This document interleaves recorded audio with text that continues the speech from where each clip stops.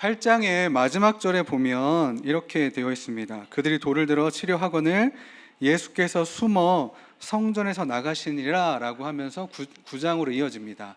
그러니까 아마 사람들이 예수님을 좀 해하려고 했을 때 예수님께서 그 무리들을 피해서 성전에서 나오시는 그 길에서 오늘 지금 이 일이 일어나고 있는 것입니다.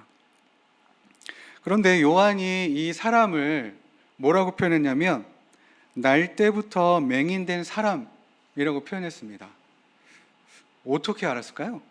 이 사람이, 그러니까 요한은 이 사람이 날 때부터 맹인이었다는 걸, 앞을 보지 못한다는 걸 어떻게 알았을까요? 말씀드린 것처럼 이 길이 성전으로 이어지는 길이기 때문에 아마 이 사람은 이곳에서 요한복음 9장 8절에 보면 그가 앉아서 구걸하던 자라고 기록되어 있습니다. 성전으로 이어지는 길이고 사람들의 왕래가 많은 길이고, 그러니까 그곳에서 구걸을 하고 있었던 것 같습니다. 그러면 요한을 비롯한 많은 사람들이 이 사람을 그 전에 한두 번 보지 않았을까요? 그러니까 이 사람에 대한 기본 정보가 있었기 때문에 또 저 사람이 날 때부터 앞을 보지 못했던 사람이래, 오늘 또 나와서 구걸하고 있구나, 알지 않았을까라는 생각이 듭니다. 예수님도 처음 보셨는지 모르겠으나 한두 번 보시지 않았을까요? 근데 이날은 유독 그 사람을 좀 이렇게 보셨습니다. 그러니까 제자들이 물은 거예요. 예수님이 그 사람을 보고 있으니까 예수님, 혹시 저 사람이 맹인으로 난 것이 누구의 죄로 인함입니까? 자기입니까? 그의 부모입니까? 제자들이 이렇게 질문했던 정확한 이유는 알 수 없지만 분명한 거는 이때 당시 유대인들은 고난과 이 고통당하는 건 죄로 인한 결과다라는 인식이 있었다는 것을 알 수 있습니다. 그러면 태어날 때부터 이런 고통을 당하는 사람, 이런 어려움을 가지고 태어난 사람들은 누구의 죄 때문입니까? 당시 랍비들의 글을 보면 부모의 책임으로 돌리기도 한답니다.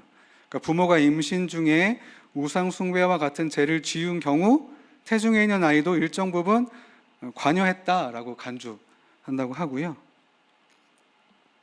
또는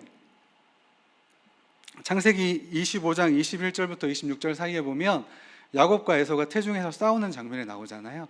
그래서 아이들도 태중에서 싸웠기 때문에 죄를 지을 수 있다라는 해석도 있다고 합니다. 그러니까 제자들도 이런 인식이 있었기 때문에 이렇게 질문을 한 거겠죠. 그러니까 그동안 안 그래도 궁금했는데 이참에 한번 물어보고 예수님께 답을 얻자라는 의도가 있었지 않을까라는 생각이 듭니다. 잘 풀리지 않는 일, 이게 왜 이렇지? 라고 원인을 알 수 없는 일들을 어떤 이유나 원리를 알면 문제를 풀 수 있잖아요. 저희 둘째가, 이거 보면 안 되는데, 수학을 너무 못합니다. 풀어주면 이해했대요. 근데 지나고 나면 몰라요. 그러니까 원리를 몰라서요. 네. 안 보겠죠? 네. 원리를 알면 문제를 푸는 게 쉬운데, 이유를 알면 문제를 푸는 게 쉬운데 이유와 원인을 모르니까 어려운 거죠. 그러니까 당시 논쟁이 되던 이 문제니까 예수님께 묻고 지혜를 구하려고 했던 이 제자들의 어떤 이 질문은 신학적인 논란을 마무리 지을 수 있는 아주 좋은 의도라고도 볼 수 있지만 어디까지나 제자들의 지적 호기심을 해결하기 위한 것이라고 보여집니다. 그냥 그들만의 관심사인 겁니다. 만약에 설령 이 맹인을 향한 좀 궁휼한 마음, 안타까운 마음이 있을지라도 이들의 관심은요, 문제 해결이지 이 사람에게 있지 않았던 거예요. 무례한 행동이라고 할 수 있습니다. 근데 당시 문화에서는 이런 사람들은 존재 자체가 아주 거추장스럽다라고 여겨지고 아무것도 아닌 존재로 여겨졌다고 합니다. 그러니까 아마 이 사람도, 이 맹인도, 날 때부터 앞을 보지 못했던 이 맹인도 스스로 그렇게 생각했던 것 같아요. 이 대화가 제가 보기에 바로 이 사람 앞에서 이루어집니다. 면전에서. 이후의 행동을 보면 아실 거예요. 이후에 일어난 일들을 보면, 그러니까 제가 윤주홍 목사님 앞에서 누구랑 얘기를 하는 거예요. 이렇게, 이 사람이요, 이 이야기를 듣는 이 날 때부터 맹인이었던 사람은 어떤 마음일까요? 누구의 죄 때문일까 물은 이 제자의 질문을 듣고, 와, 또 그 얘기네. 이렇게 태어난 게 내 잘못이냐. 앞으로 내가 이런 얘기를 얼마나 더 들어야 되나. 이런 억울함과 분노, 절망감, 진짜 나 같은 사람은 태어나지 말았어야 되네 라는 이런 수치심이 올라오지 않았을까요? 근데 또 한편으로는 먹고 살아야 되니까 빨리 그냥 동전 하나라도 던져주고 갔으면 좋겠다, 이런 마음도 있었을 것 같습니다. 비참하지 않을까요? 지금 내 앞에서 누구의 죄 때문입니까? 라고 나를 부정하는 이야기를 하는데, 한편으로는 그래요, 내가 그런 존재라고 하지만 그래도 나 오늘 하루 먹고 살아야 하니까 동전 한 푼. 이 사람이 몇 살인지는 모르겠어요. 근데 얼마 동안 이런 이야기를 들었는지 모르겠지만, 어쩌면 듣다 보면 달고 상처 위에 딱지가 생기고 또 딱지가 생기면 그냥 무뎌지죠. 별로 타격을 받지 않을 수도 있습니다. 근데 이것 또한 좋지 않죠. 왜냐하면 이 사람은 정체성과 자기 자존감에 대한 심각한 훼손을 당한 것이기 때문에 그렇습니다. 근데 이런 상황에서 누군지 모르겠는데 누군가가 그동안 들어보지 못해 자기 귀를 의심하게끔 하는 말을 합니다. 3절에요. 예수께서 대답하시되 이 사람이나 그 부모의 죄로 인한 것이 아니라 그에게 하나님이 하시는 일을 나타내고자 하심이라. 그동안 사람들은 부모의 죄야, 네 죄야 이런 걸로만 이야기했었는데 그게 아니라고 누군가 이야기해 주는 겁니다. 평생 들어보지 못한 말이었습니다. 죄 때문에 벌 받고 있다는 게 아닐 수도 있다는 생각이 들 수 있겠죠. 태어나면서부터 실패한 인생, 쓸모없는 인생, 하나님께 버림받은 인생이라고 생각하며 지금껏 억울함, 원망, 절망, 수치심으로 살아오고 괴로움 가운데 삶을 살았는데 아닐 수도 있다는 거예요. 뿐만 아니라 자기가 그렇게 태어난 것이 자신에게 하나님께서 하시는 일을 나타내시기 위함이라고. 그게 당장은 무슨 일인지 모르겠는데요, 한 가지 분명한 건 그러면 나는 하나님께서 버린 자가 아닐 수 있겠네, 내 삶은 버림받은 인생이 아닐 수 있겠네. 버려진 인생, 누구도 기억해주지 않는 인생, 부정하게 취급받았던 인생이라고 생각하며 살아왔는데 이제는 자신에게 한 줄기 소망이 생길 수 있는 그런 말을 들은 거죠. 설령 예의상 한 말이라도 평생 들어보지 못한 이런 말을 듣는다면 얼마나 위로가 될까요? 제가 주중에는 어떤 상담센터에서 내담자를 만나 상담하는 일을 좀 하고 있습니다. 그때요, 정말 별거 아닌 말인데 그동안 참 힘들게 사셨어요, 수고하셨어요, 너무너무 잘 사셨어요, 이 한마디에 그냥 수도꼭지처럼 펑펑펑 우시는 내담자들이 많습니다. 들어보지 못했던 말이거든요. 그냥 그 존재 자체를 인정해주는 그 한마디로 그냥 모든 게 다 해결되는 경우가 많아요. 이 사람도 좀 이러지 않았을까라는 생각이 좀 들었습니다. 왜냐하면 이후에 일어나는 일들을 보면 그렇거든요. 이렇게 말씀하시고 난 이후에 아시는 것처럼 예수님께서 땅에 침을 뱉어서 흙을 진흙을 이기셔서 눈에 붙이시고 실로암에 가서 씻으라고 했더니 말씀하세요. 그대로 가서 했더니 이 사람이 어떻게 되죠? 눈을 뜨게 됩니다. 이 장면 한번 상상해 보세요. 죄송합니다. 자꾸 윤정 목사님을 이 앞에서 이런 이야기가 벌어지다가 갑자기 예수님이 그 자리에 주저앉으셔갖고 침을 뱉어, 진흙이라고 뭐더라고 되어 있는데 어느 정도 수분은 있었던 흙인 것 같아요. 근데 그래도 이게 반죽이 되려면 침을요 이렇게 태태해서 안 되고요. 그러지 않습니까? 침을 이렇게 해갖고는 언제 이거를 진흙을 만듭니까? 예수님이 좀 과하게 이렇게 좀 하시지 않았을까 생각이 좀 상상해봤습니다. 네.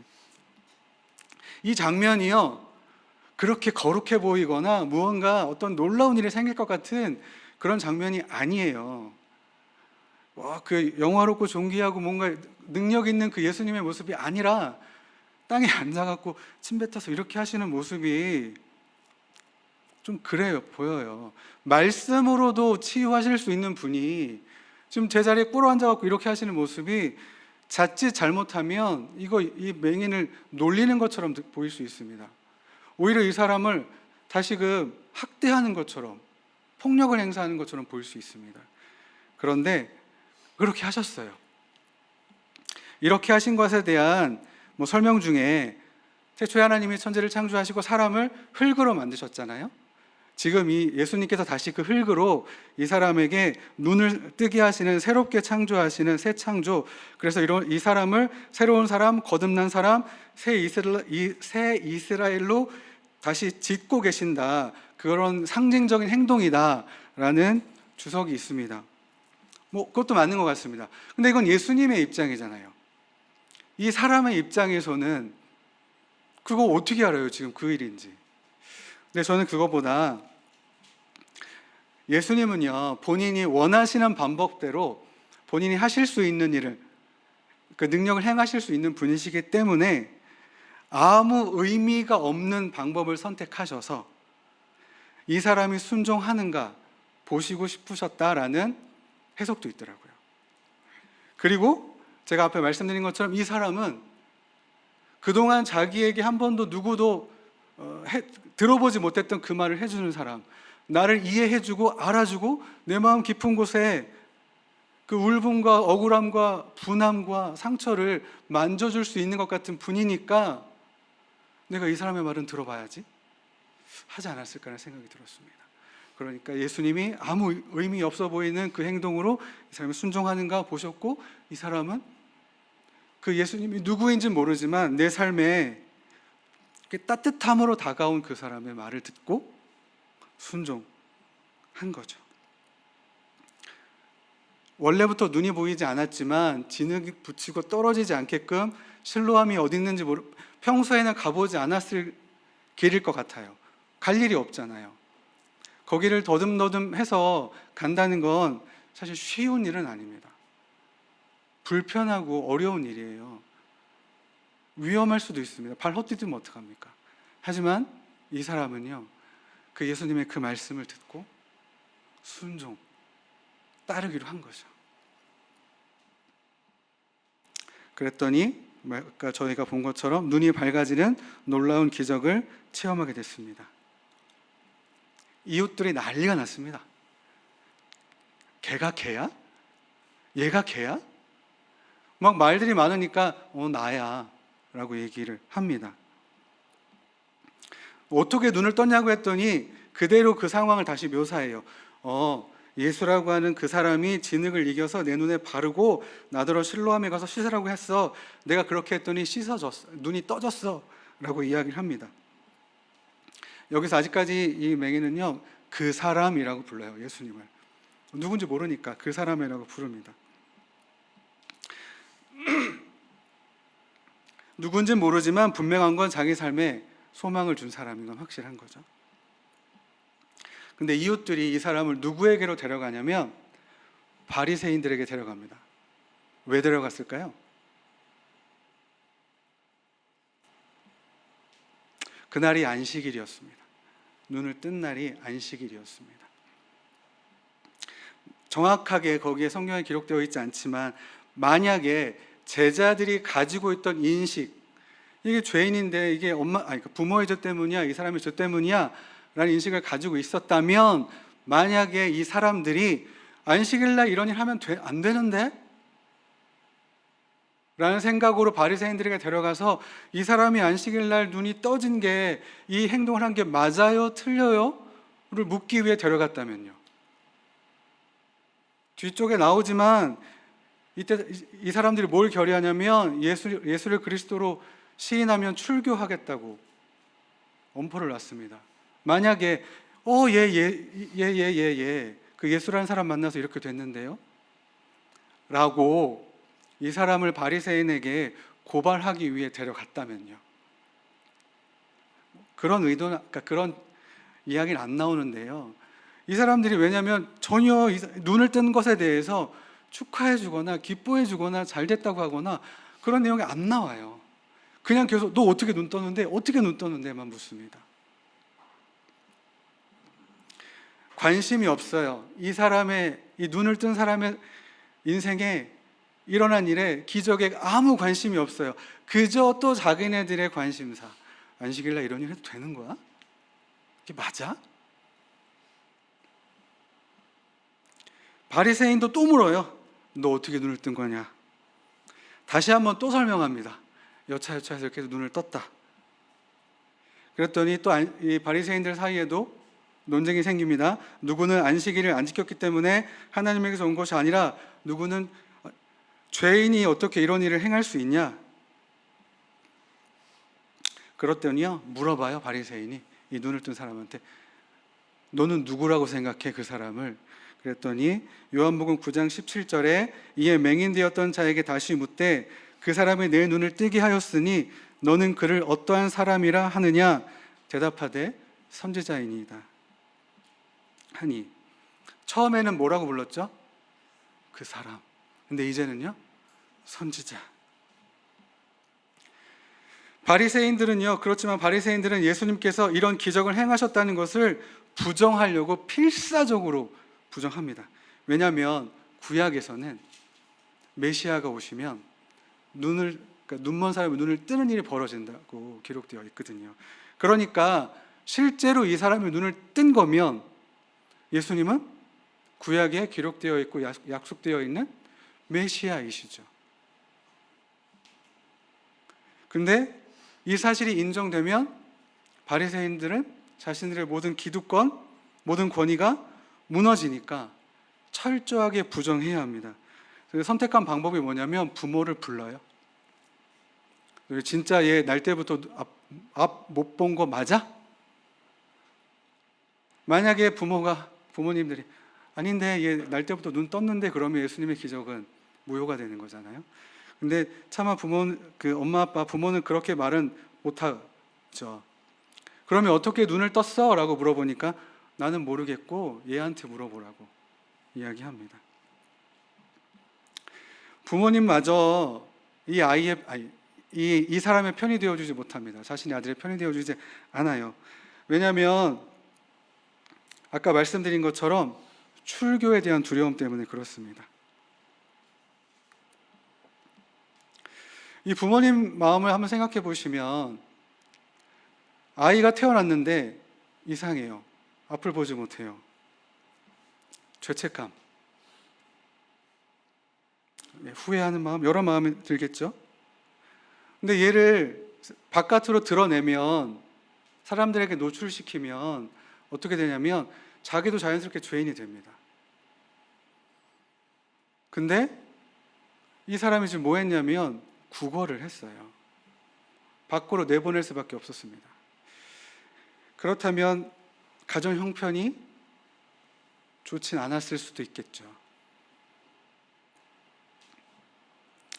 생각해 보십시오.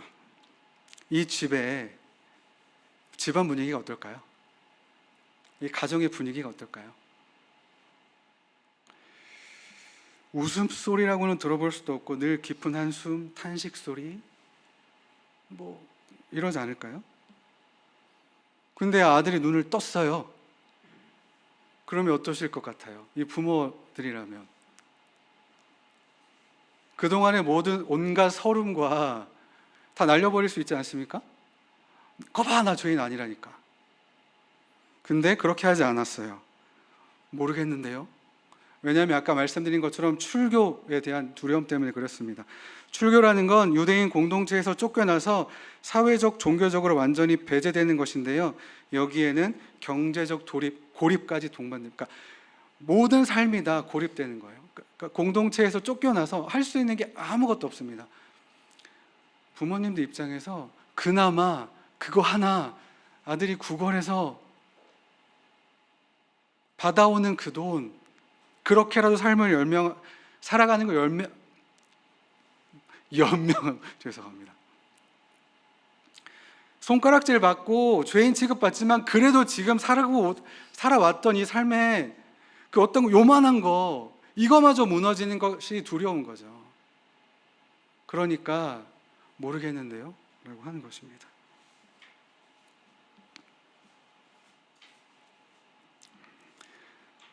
부모님마저 바리새인이 원하는 답을 해주지 않으니까 또 물어봐요. 바리새인들이. 집요합니다 진짜. 어떻게 눈을 떴냐고 또 물어봐요.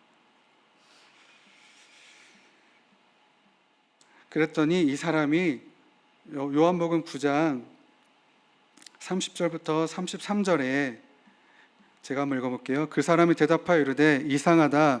이 사람이 내 눈을 뜨게 하였으되 당신들은 그가 어디서 왔는지 알지 못하는도다. 하나님이 죄인의 말은 듣지 아니하시고 경건하여 그의 뜻대로 행하는 자의 말을 들으시는 줄을 우리가 아나이다. 창세 이후로부터 맹인으로 난 자의 눈을 뜨게 하였다 함을 듣지 못하였으니 이 사람이 하나님께로부터 오지 아니하였으면 아무 일도 할 수 없으리이다. 다시 한번 이야기합니다. 이 사람이 하나님께로부터 온 사람이고 분명히 나는 이 사람을 통해 내가 눈을 떴다라고 이야기합니다. 근데 어떻게 되냐면요, 바리새인들이 이 사람을 쫓아냅니다. 출교당했습니다. 34절에 그들이 대답하여 이르되 네가 온전히 죄 가운데서 나서 우리를 가르치냐 하고 이에 쫓아내어 보내니라. 앞을 보지 못할 때는 죄 중에 태어났다고 해서 죄인 취급받았고, 이제는 눈을 떠서 그 사람, 하나님께로부터 온 그 사람이 내 눈을 뜨게 했다라고, 구약에 예언되어 있는 그 사람이 오셔서 내 눈을 뜨게 했다라고 했는데, 이제는 또 죄인 취급받아서 출교당했습니다. 눈을 감았을 때는 감았다고 죄인 취급받고, 눈을 떠서 예수님을 증거했더니 이제 또 예수님을 이야기했다고 또 죄인 취급받고 쫓겨났습니다. 눈을 뜬 것이 이 사람에게 좋은 일인가요? 앞을 보게 된 것이 이 사람에게 은혜인가요? 여전히 죄인이에요. 감았을 때나 떴을 때나 기적이 있기 전이나 기적을 경험하고 난 이후에나 여전히 죄인입니다. 눈을 안 뜨는 게 낫지 않겠습니까? 그러면 아무 일도 없었을 텐데요. 이젠 부모님한테마저, 오늘 제 이렇게 발음이 안 되죠? 부모님에게마저 인정받지 못하는 삶이 되어버렸는데요. 분명히 예수님이 이 사람에게 하나님이 나타내고자 하시는 일, 하나님의 일을 나타내시겠다고 하셨는데, 그러면 하나님이 하시는 일이 단순히 눈을 뜨게 하시는 거면 이 사람의 삶은 나아진 게 없잖아요. 그렇지 않나요? 단순한 문제 해결이 중요한 게 아니라는 겁니다. 물론 저희가 우리 삶에 있는 질병이나 관계나 재정이나 여러 가지 문제를 놓고 주님 앞에 기도해야죠. 우리를 고통스럽게 하고 고난 가운데 고난을 느끼게 하는 그 일에 대해서 주님이 해결해 주시도록, 좀 도와주시도록, 그 문제 가운데 기적을 베풀어 주시도록 우리가 기도하죠. 그런데 하나님이 우리 삶에 하시는 일이 단순한 문제 해결에만 있다면, 그 문제 해결된 것이 그 순간에는 기쁘고 감사할 수 있지만 실제로 그것이 이 맹인에게 있었던 것과 비교해 본다면 우리도 그럴 수 있지 않을까라는 생각이 들었습니다. 그러면 하나님이 나타내시고자 하셨던 그 하나님의 일은 무엇인가? 요한복음 6장 29절에 보면 예수께서 대답하여 이르시되 하나님께서 보내신 일을 믿는 것이 하나님의 일이니라 하시니, 하나님이 하시고자 하셨던 그 일은 이 사람이 하나님을 믿는 것이었습니다. 이 기적, 이 사람의 눈을 뜬 이 사건에서 수많은 사람이 등장하는데요, 단 한 사람만 예수님을 믿었습니다. 그 사람에게만 하나님의 일이 나타났습니다. 그 일이, 이 기적이 이 사람에게만 나타나서요, 우리가 기적을 보면 내 일이 아니라고 나에겐 아무 의미가 없습니까? 그렇지 않잖아요. 중요한 건 문제가 해결되는 것, 그것에만 집중하는가, 그 일을 행하신 그분께 우리가 더 집중하는가입니다. 요한복음 9장 35절과 38절을 보시면 마지막에 38절에 이 사람 이렇게 이야기합니다. 이르되 주여 내가 믿나이다.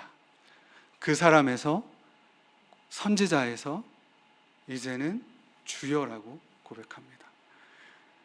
정말 이 한바탕 난리가 난 이 상황에서 다른 사람들은 어떻게 하면 자신들이 가지고 있는 기득권을 지킬까, 아니면 자기의 문제, 자기의 궁금증을 해결할까, 어떻게 하면 이 사람을 좀 더 정죄할까, 이런 것들에 집중했는데, 그 정말 난리가 벌어지는 이 상황에도 이 눈을 뜬 사람의 관심과 이 믿음과 인식은요, 점점 예수님을 향한 인식이 점점 더 발전해 가면서요, 믿음이 성장해 간 것입니다. 이 짧은 시간에 누군지 몰랐는데 그저 자기의 마음을 위로해주는 위로자 정도로 생각했는데, 혹시 구약에 예언된 그 선지자가 아닌가? 근데 이분이 내 삶에 구원을 주실 수 있는 그 메시아 구원자이시네 라는 믿음을 갖게 된 것입니다. 그래서 이 사람에게만 하나님이 하시는 그 일이 나타났습니다. 같은 기적을 경험하고 같은 공간 안에 같은 경험을 했는데 한 사람만 은혜를 경험한 것입니다. 차이는 한 가지입니다. 그 문제를 집중하며 그러니까 문제만 바라볼 것인가, 그 문제를 해결해 주신, 그 문제를 통해 나에게 다가오신 그분께 집중할 것인가. 다시 말씀드리지만 우리 삶 안에 있는 어려움과 고난을 주 앞에 들고 나아가 기도하고 해결해 주시기를 기도하는 것 맞습니다. 저도 아픈 분들을 위해 기도할 때 회복시켜 주시도록, 나음을 주시도록 기도합니다. 하지만 거기서 멈추는 것이 아니라 그 일을 통해 예수님을 더 깊이 만나는 것, 하나님이 하시고자 하는 그 일이 무엇인가를 더 깊이 우리가 묵상하고 알아가는 것이 있어야 합니다. 그렇지 않는다면 경험해 보셔 아시잖아요. 어려움은 날마다 임합니다. 이 일 끝나면 또 다음 일 옵니다. 그 일 끝나면 또 다른 일이 있습니다. 근데 그때마다 문제 해결에만 집중한다면 이 사람이 겪은 상황과 뭐가 달라지겠습니까? 하지만 이 사람은, 눈을 뜬 사람은 예수님을 믿고 주여 내가 믿겠습니다 라는 고백으로 자기의 삶 안에 나타난 하나님의 일이 무엇인지 경험할 수 있었습니다. 말씀을 마무리하겠습니다. 나의 삶에서 하나님이 하시고자 하는 그 일, 주님을 더 우리가 알아가고 그분을 믿었던 게 기적이잖아요. 예수님이 그리스도이심을 믿은 게 기적 아니십니까? 그 기적을 우리 가운데 베풀어 주신 그분을 더 깊이 알아가고 생명을 맛보고 그 날마다 영생의 기쁨 가운데 살아가는 그 일이 하나님이 우리를 통해 하시고자, 우리 삶에 하나님이 나타내시고자 하는 하나님의 일이라고 믿습니다. 그 삶 우리가 날마다 살아가셨으면 좋겠습니다. 영원하지 않는 것, 썩어져 없어질 것에 관심을 갖지 않고 영원한 것을 사모하시는 모든 분들 되시길 축복합니다.